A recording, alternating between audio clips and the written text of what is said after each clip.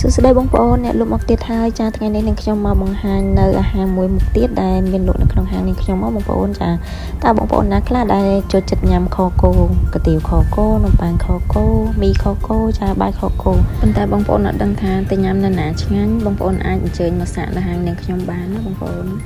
ហើយថ្ងៃនេះផងដែរនឹងខ្ញុំមកបង្ហាញមីខគោចាបងប្អូនមីខគោយើងមានសាច់ខប្រហិតជីខ្ទឹមប៉ង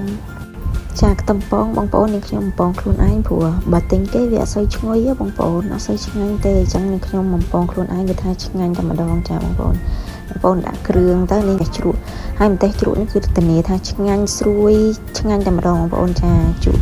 ជូរហិលបងប្អូនចាហើយបន្លែយើងដាក់ទៅមានម្អមមានជីណាជីក្រហមសាឡាត់ក្រូចឆ្មាយហ្នឹងបងប្អូនដាក់ទៅចាឥឡូវអត់មានអីទៀតទេអស់ហើយស្មាតទោសបងប្អូនមើលនឹងខ្ញុំញ៉ាំបន្តិចទៅចាសូមជម្រាបបងប្អូនផងដែរទីតាំង